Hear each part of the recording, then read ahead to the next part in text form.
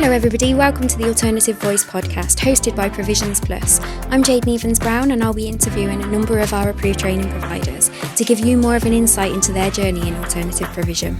Hi everybody, welcome back to the Alternative Voice podcast from Provisions Plus. Today we're joined by Joseph Squire, who is the director of We're Here For You, which is one of our approved training providers. Welcome Joseph. Hello. Thank you so much for joining us today. You're welcome.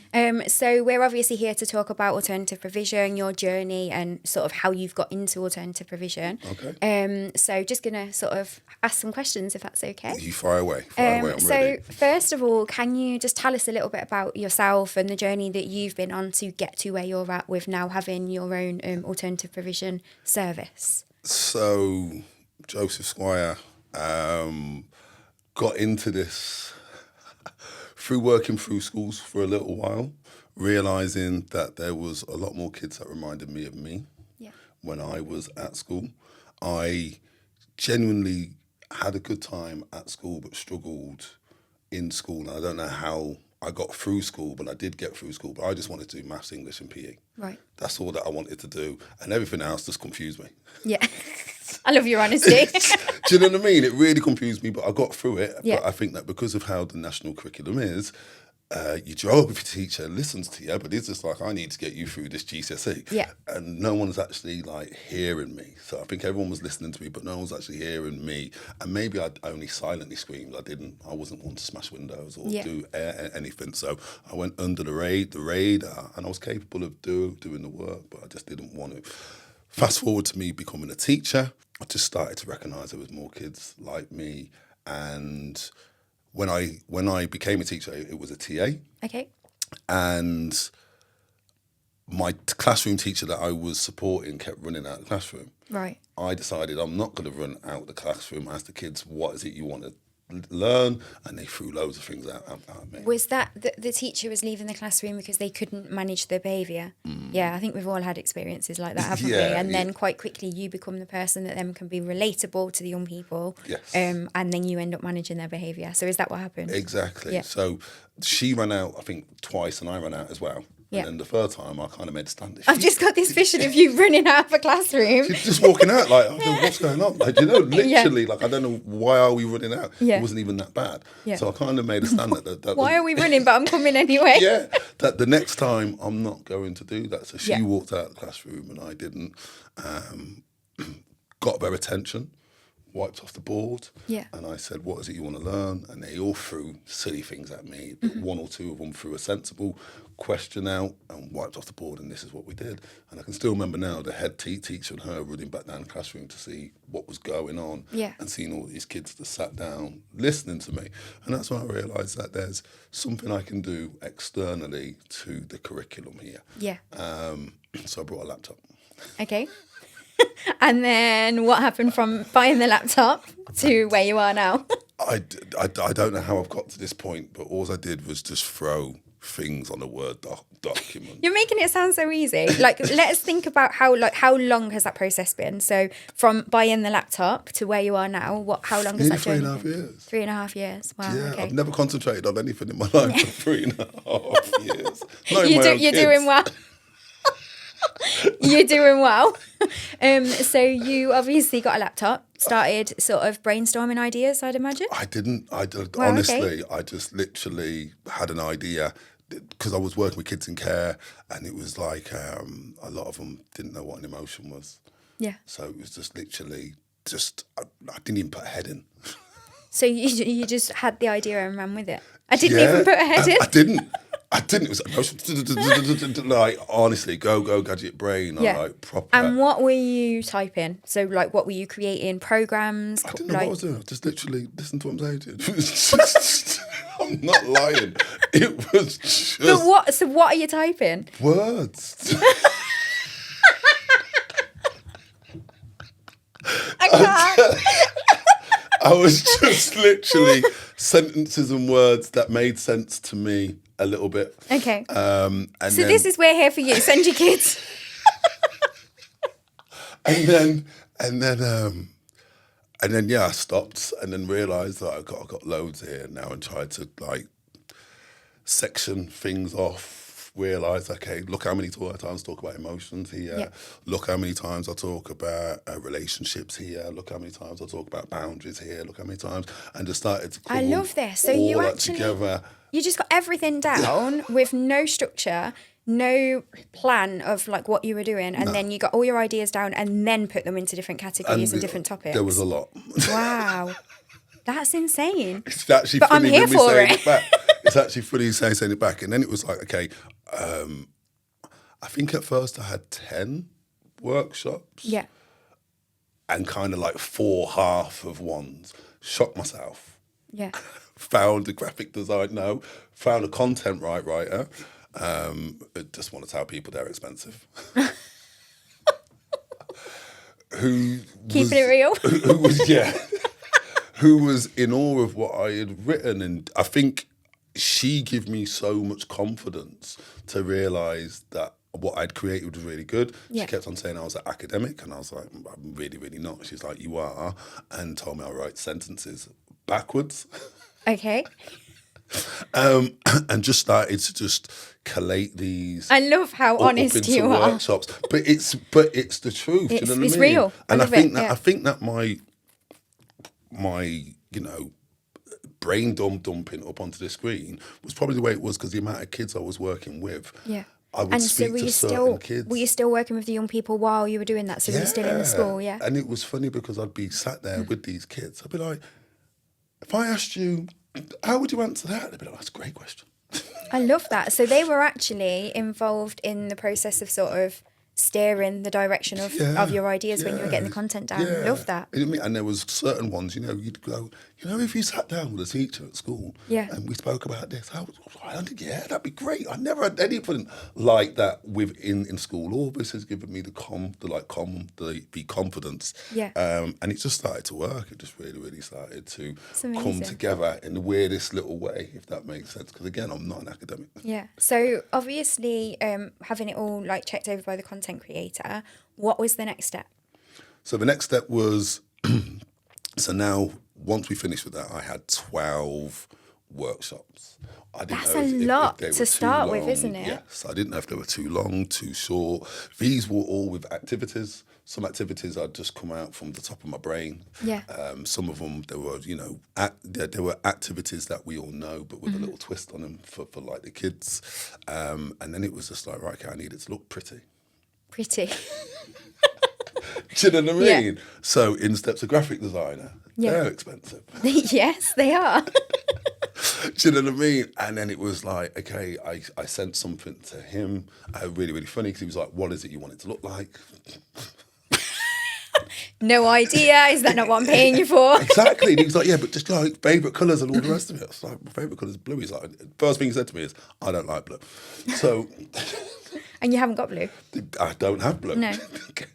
So it's quite funny actually, because was that the person that designed your logo? He was the person who designed my logo. Yeah, because your logo actually, you had lots of designs for your logo, didn't you? And then you chose one that wasn't actually meant for you, but it's worked and it's brilliant. Exactly, it was one in the background. Yeah. And he was showing me all of the logos. This one was in the background. It wasn't for me. Yeah. It was just something he was playing with, and it was very much like, I like that. Yeah. That works. He was like, really? He's like, I've just created you 20. No, that's the one. Thanks That's very much. but it doesn't say like your title's not in there or anything. I was like, we'll just make it work. We'll make it work, but that's the one I want. So at that part, like at that stage of the journey, did you have an understanding around alternative provision? So yes, so now I'm working with kids in care. A lot of them are attending alternative provisions. Yeah. And a lot of them are coming back and saying the same things, which is they didn't like it, it was not what they wanted, they're doing something that they didn't actually ask to do. And I think that my first impression of alternative provisions was it was just something that was there, so the kids were doing something. Yeah. Does that make sense? Yeah, absolutely. Yeah. Yeah. And especially when their voice isn't being heard in the sort of decision the deciding process. Yeah. Then it could often be looked at in that way, I think. Okay. And then because I'm working with kids in care, I have an insight. I'm sitting in pep meetings and all things like this, where big decisions are being made, executive decisions are being made for the child, and he's not even attending the meeting. Yeah. And you're like, oh, this is okay. So my brain's starting to just starting to interlink it all together. And I'm just like, right, okay, I think it might be a slow start, but I really think that I can hit this. Yeah, and you have. So now fast forward 3.5 years. Fast forward. And what does, like, all of that planning and everything, all of the hard work that's gone into it, what does We're Here For You look like right now? A start-up, a very confident start-up, one that wants to seek change, one that is actually actively in schools. We've trialled it, we've piloted it, we're earning money now. We're happy, and the feedback we get from the children is amazing. Excuse me. It's very inspiring when I hear kids say, I love that today. Yeah. We have kids that when break time comes, they don't want to go for break, and that kind of blows my mind. That's so special, isn't it? And it kind of blows my mind, and it's just like, well, a lot of people around me like, but you put a lot into this. Yeah. And I don't think I have to a certain degree. It was just an idea, and I've gone for it. Yeah. And So do you do all the delivery, or? So we do all the delivery. We do have facilitators that come on board as well. Yeah. Obviously, the more schools that I get into, the more facilitators that I'm going to need. And that's going to be the hard part, because I don't want just anyone to be able to facilitate this. Yeah, do you know absolutely. what I mean? And like when you start taking on more people, because you've only got a small team at the moment, haven't you? So when you start taking on more people, I think that's where the real challenge comes, because actually, like, the whole managing people and finding people that their values align with the company values. Yes. It's really important to make sure that you've got the right members of staff, isn't it? So I think that's a whole new challenge in itself. No, it is, because I still want the message to be delivered. Plus, it's what I've got to create a training program as well. Yeah. So at the moment, a training program for staff or a training? Yeah, for the staff. It's going to have to happen. Of course. Just tell my brain. Well, Provisions Plus can help you out with that, I'm sure. So in terms of the content and the programs that you deliver to the young people, obviously when you started, did you say you had 12 workshops? 12. Are you still on that number? Have you decided to combine some of them? Have you made more? Like, where are you at with the Great delivery question. of that? So there's in fact probably scope to have 24. Wow, okay. Because they are long. Yeah. Unlike a lot of alternative provisions, I deliver for the day. Yeah. I have the kids for the day, and the content I have is too much to be delivered in one day. Yeah. So actually, I could either do part 1 or part 2, or figure out having like an extra 12 workshops. So I have put in the work. Yeah, clearly.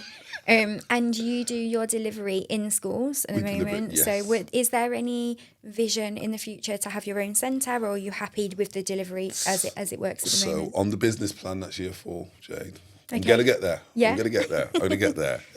So the business plan is all geared up. I don't think that it's fully what I'm doing now. Okay. I'm going on my own legs. Yeah. However, the plan is to see if I can get somewhere to deliver. Yeah, for perfect. my own.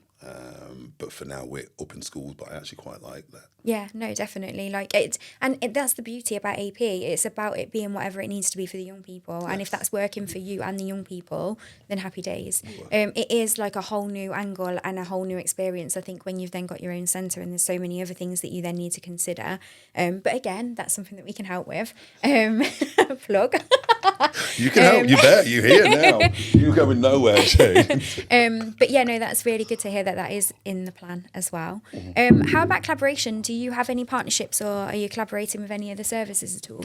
Wow, this is my plug now. Okay. So I am designing, as me and you always thought, I am currently designing We're Here For You 2.0. Yeah. And there's a phenomenal lady, I'm not going to mention any names, I want to get into advocacy work. Okay. We had a conversation just last week, and we're hoping to amalgamate what she's doing with We're Here For You. So it's all going to be under the We're Here For You banner. Amazing. But try and amalgamate that in, because the advocacy work for kids is something I'm very passionate about as well.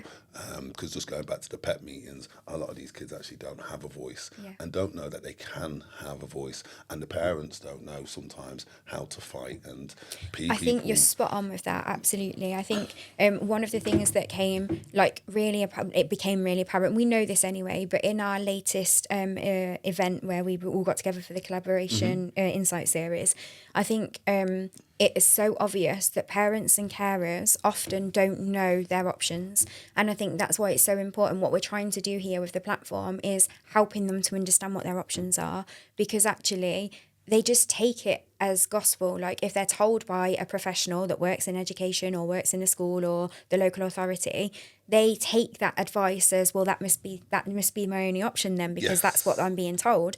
But actually, more often than not, there's lots of options, but they're only being told the ones that are of benefit or are available at that time, or depending on who that information is coming from. And actually, I think it's so important for families to have all of their options so that they can make a valid decision on what they think is best for their child. So I absolutely love that you're going to be looking at adding that into your offer, so that not only are we capturing the student's voice, but parents and carers as well. Brilliant. So I listened to some good advice at times. There was a very, very smart teacher who told me there's 3 groups of students in every classroom, in a mainstream classroom. Okay. There's the ones that only need to be told once. He said they're basically your A's and B's. Yeah. The ones that we can work with, and they're basically the ones that are probably running at a D and an E. Sorry, I don't know what the numbers are. You know we'll let you off. Yeah, showing your age. Do you know what I mean? Yeah, exactly. Be like D's and the E's, and we can probably get them to maybe B's and C's. Yeah. And then there's the ones who can't. Where do you think you fit into that as a student? I want to say the one who had the progress to move up. I definitely wasn't in the top set, but maybe a lot of teachers might have said I was probably part of the group that can't. Wow, okay. Purely because, just like I said at the start, I struggled with the other lessons. Yeah. So when you're teaching me history, and it's a part of history that I don't want to learn about, like Winston Churchill, who's he, you know? And so you switch off. So just switch off. Yeah. So taking that into consideration then, the 3 different, like the model of 3 groups, how have you used that to steer the direction of your offer? I want the ones that they're saying that they don't want. Yeah. That's love me. That. Like I want them. Give me them and let me show you that in the right guidance, we can make these top sets. Yeah. In the business plan, I also want to work with the kids that only need to be told once up in the long run. But for now, no, I want the kids that the schools will give up on. Yeah. Do you know what I mean? I want them. Give me them and let me show you that I can make these listen. Yeah. And show that actually with a different approach and a different angle, then absolutely they can still learn and they want to learn. And they do want to learn. They do, yeah. But again, they might not want to learn the national curriculum, but they definitely want to learn. Yeah. We all do. We're like humans. It's just what humans do. Yeah. And it's just about a different approach, isn't it, sometimes? And what works for one won't work for another. Yes. And I think, again, that's the beauty of alternative provision, because it can be completely tailored and bespoke. So, like, we've had conversations before about when you're in the room and you're delivering, what do you do to get through to the young person? And often you'll use a strategy that you're not even thinking about at the time, because it just comes natural. And then after, like, we've had this conversation where I've said, so sort of, if you were to identify the strategies that you've been using with the young people, like, what would they be and how do you document it? So we've spoken about all of that. And you have said to me before, strategies are one of those things, like, I just do it in the moment, and I think about, like, what I know from your knowledge and your experience is going to help that young person, and then you just embed that into your delivery. But that's a talent, to be able to do that without having to put, like, the planning. I know obviously you still plan and prep your sessions, but to not have to do that and to just think on your feet when you're delivering, like, that's a skill to do that, to help the young person. So something that we have to do on a regular is maybe go off plan. Yeah. To get the attention from off of the kids. But I think once we've got them, we boundary set really, really well as well. Yeah. But it's what works for this group now. So however I delivered in the last classroom is probably not going to work in this one here, because they're different kids. Yeah, absolutely. Do you know what I mean? So it's about having that adaptability, but understanding I need to maybe raise my tone. I might need to talk in a certain way. I might need to use these phrases, that phrases, body language, sit down, stand up, lots of breaks, emphasize. We're going to spend more time on the activities. And we have certain groups that I have videos that go with each of the workshops that I'll sit there and say, nah, I ain't going to play them. Yeah. Because you read in the room. Yeah, because the videos are going to distract them, so let's not even play them. And other ones, you'll be like, no, these are going to do well with the videos. You know what I mean? So just it is adaptability. Thinking on your feet. And it's, yeah. What makes you different? Not you per se. What makes the organisation different? We value every child that we work with within that classroom, and we want progress to happen. What makes a difference is we're looking at not just the child and the environment at school, but the environment that we're currently sat in within the world. And we're trying to kind of like say, we need you to in order to navigate through this world, you know what I mean? Yeah. There's a change within you that you're going to need to pull out. I think what makes us different is we're happy to plant seeds, knowing that we might not be there when they grow. I love that. Do you know what I mean? I love that. Did you just think of that on the spot there? I love that. Do you know what I mean? And I think, but you're giving them the skills to facilitate that themselves. And again, that's me drawing back on my own experiences. I have an uncle. I'd love to speak to him. He's now passed. He used to tell me so many things. I used to think he just talked, and I just thought he was onto me. It's always onto me. Get off me. Oh, do you know what I mean? Why is he always onto me?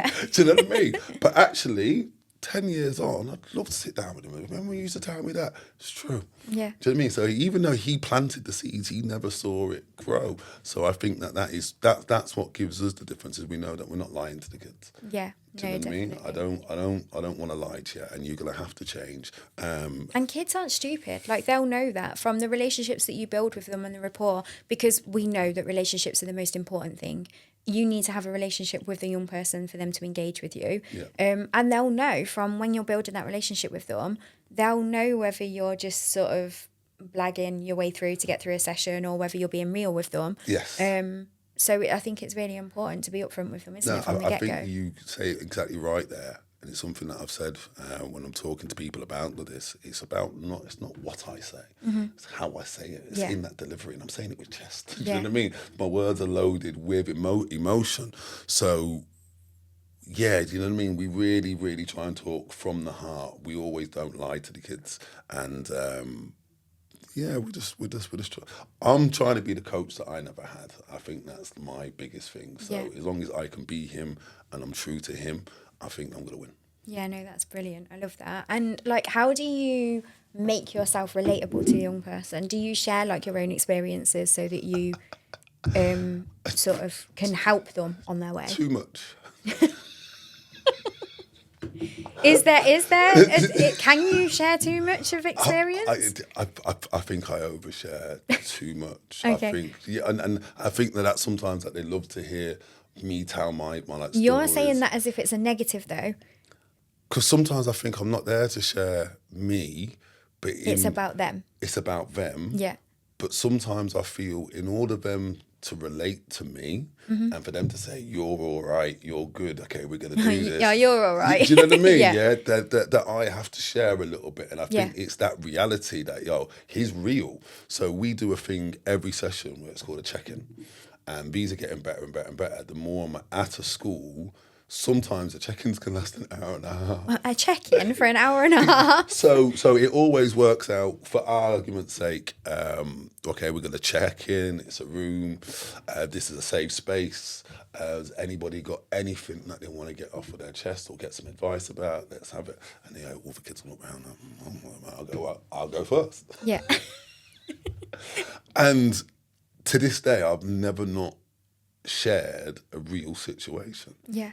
And I think that they love that. Like, I don't make it up. I'm going to tell you, this is a situation. And again, you're that leading by example in a safe space to make them feel that they can as well. Yeah. So we've really, really had it. I mean, one of my most inspiring ones, it was just after Christmas. I'm very real. You know what I'm like with the kids. My kids get X amount of money each child. And I think my oldest is way too old to get this X amount of money. We're on about your own children now. Right? Yeah. So I sat there and I said to them, is the oldest too old to keep getting this money? They didn't shut up.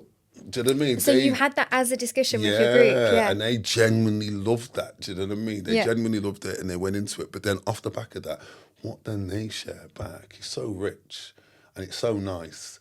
That's so good as well, because it's not like young people wouldn't often have conversations or be engaging in conversations like that around, especially from a parent point of view. So what was the outcome just out of that? I bet your son, if it didn't go in his favour, I'm sure he wasn't happy about that. So there was a couple of kids that were like, well, no, he should get that amount of money till he has kids. Wow, okay. Right? Do you know what I mean? And what if he never has kids? Exactly. Yeah. Right? So, I had one kid that was like, yeah, but you've started it now, so you can't stop. Well, yeah, I can. Yeah. And then there was other kids that were like, yeah, well, he's probably a bit too old to get that now, isn't he? Maybe just need to get him something nice. Do you know what I mean? What an amazing discussion and debate opportunity, though. Absolutely. But every one of them just turns into that. And just like I says, once they start and they get used to being in that room, we have kids that are coming in like, sir, I can't wait to check in. Love that.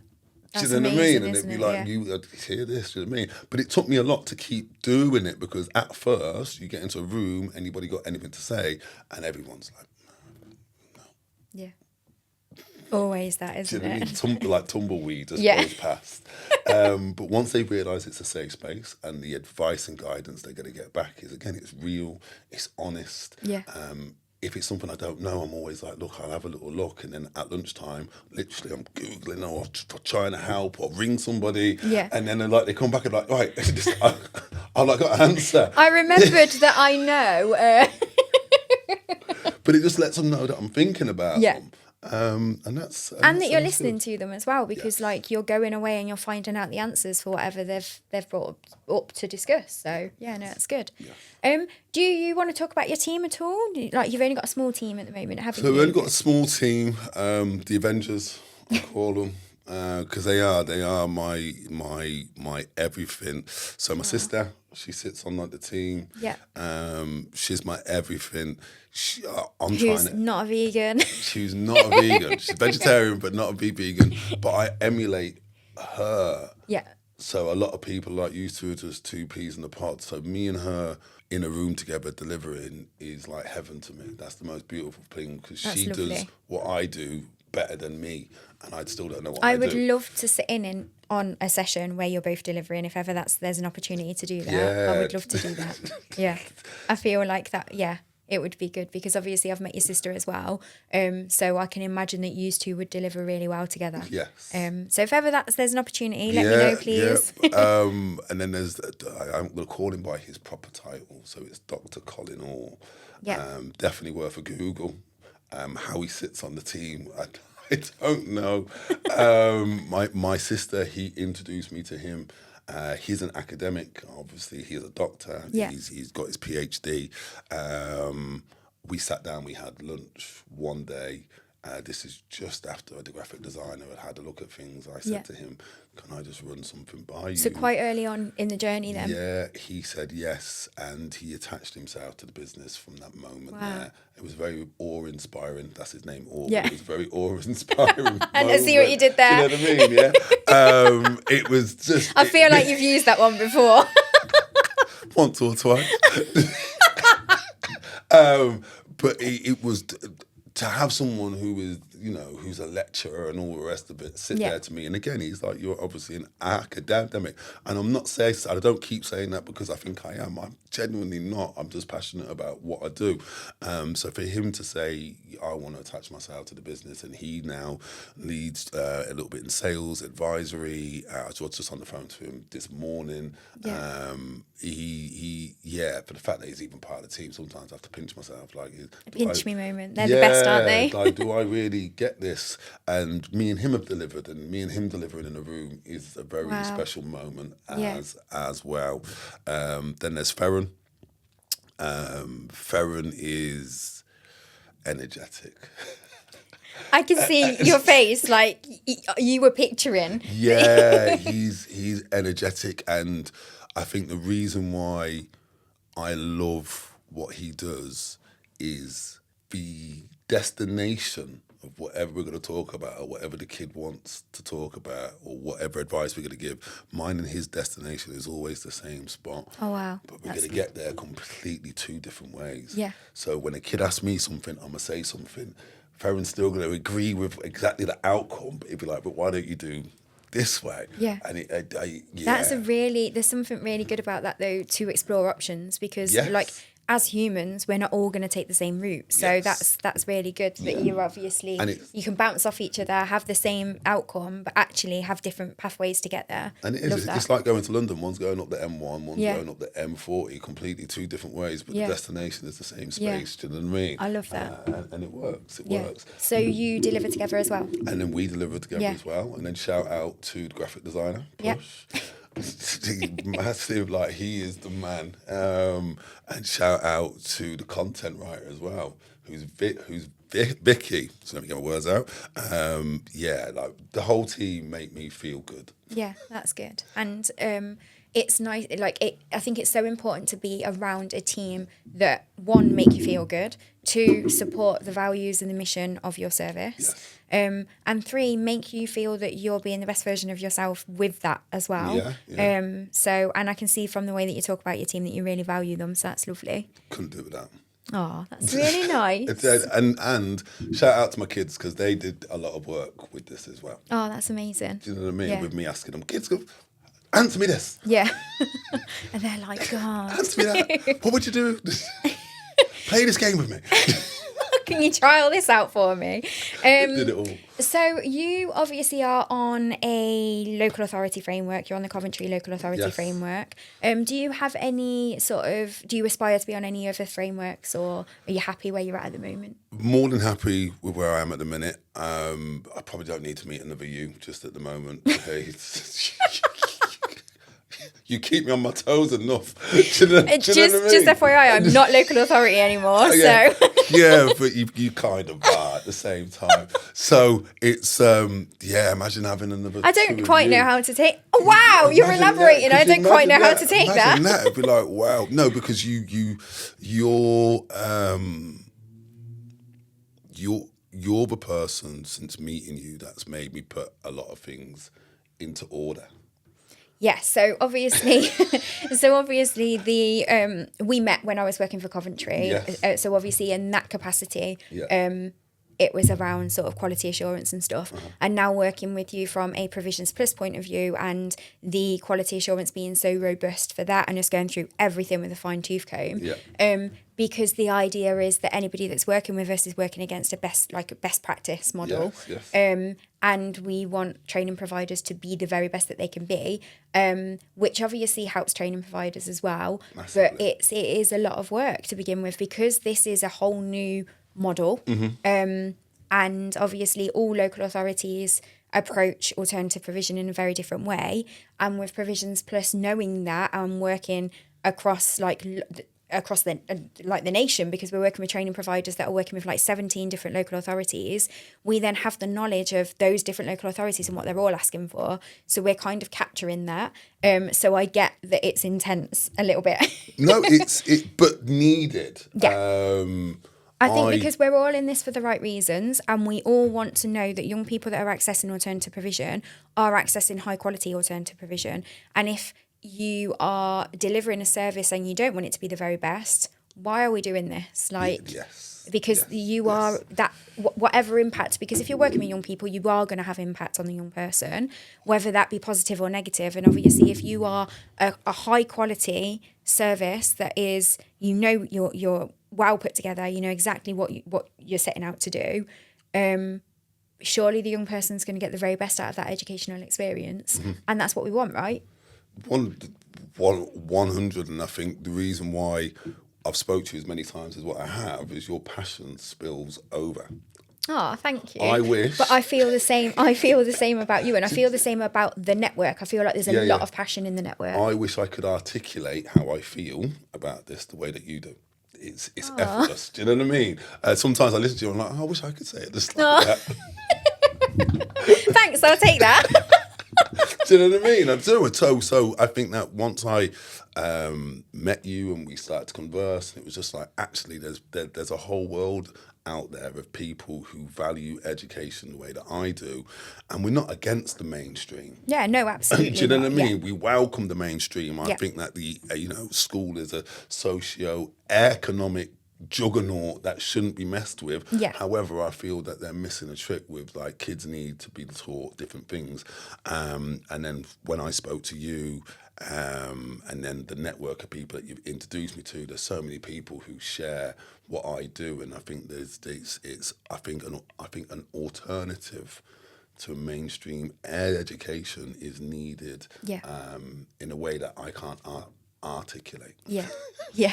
I'm with you. Do you know what I mean? I feel like that you're so right. Like, you've hit the nail on the head with sort of collaborating and meeting new people. And I think that the beautiful thing that, and I sound, I'm going intense with the passion here, but I think the beautiful thing about what we've created with Provisions Plus, and I don't mean me, I mean all of us collectively, is there is so much passion, and there is so much. So many opportunities, and that's for the young people, but also collaborative opportunities and partnership working, and the understanding that actually this is not a competition. It's not about training providers or service providers seeing each other as competition. It's about recognising that no one service can always meet the needs of every child. So it's actually being a part of a network where if you can't, you know someone that can.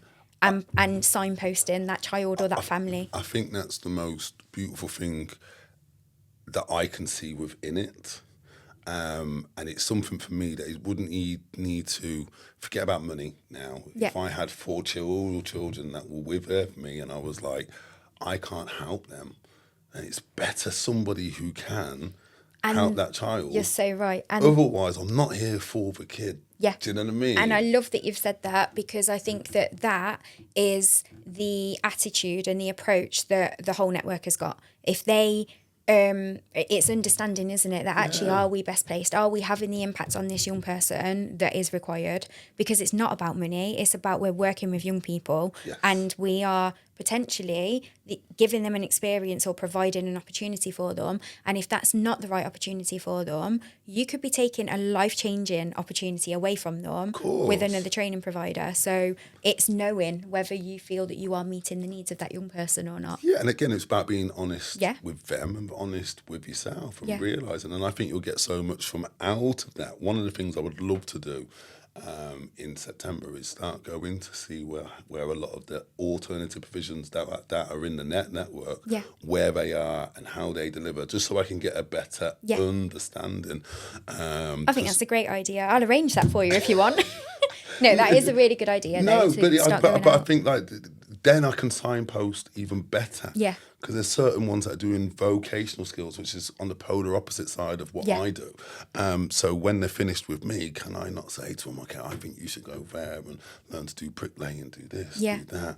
There's people over there that are doing radios and doing, that woman said that they've got a band and all these sort of things and a DJ. And again, I'm not doing that. So do you know what I mean? But then there's so many collaborative opportunities, because actually, if you're not doing those things and other people are, why not create a program where it combines your services and their services? Like, there's so many opportunities, and I just think it's special, it's lovely, and you're ultimately giving more young people an opportunity to have that experience that's going to help them with their future. Yes. Yeah. I think so. Beautiful. I'm gonna start crying now. Wow, we went in with the passion there, didn't we? No, but this is what's needed, and I think that the kids then know that, like, I think they get it back. So this is how it is. I think sometimes you have to have them deep conversations, because there's something in us that we want to get out. So, let's not hold it back. Yeah, no, absolutely. And I think that the future, I'm going to sound so silly, but the future looks bright. No, but I genuinely... No, but I genuinely believe that the future is looking really good. Like, not just for Provisions Plus and the network, but individually for like all of the people that are a part of that as well. Yes. Even just doing the podcast and hearing about all of the amazing developments that the organisations that we work with are working on, and the direction that everyone's taking, and you're all focusing on different things, and like, yeah, you've all got your own niche. Like, no two services the same. It could be that there's 2 mentoring services, but the approach that's taken for that delivery is entirely different. And that's where it comes in with knowing whether or not you are the best or the most suitable provider or mentoring service for a young person, because your approach is different. I think that was one of the things that I wrote down on the first meeting that we had, and I come back and I was trying to download what I've been taking in, that yes, there's other mentoring services out there, but because we focus a lot on resilience, there isn't any that was doing that, and I really, really liked that, because there was things, I'm very competitive, so sometimes you sit in a room, you're like, God, they're doing what I'm doing. Yeah. But like when we were in the Collaborative Insight series, that didn't come through at all. Like, it didn't seem, you didn't come across competitive with anyone else in the room.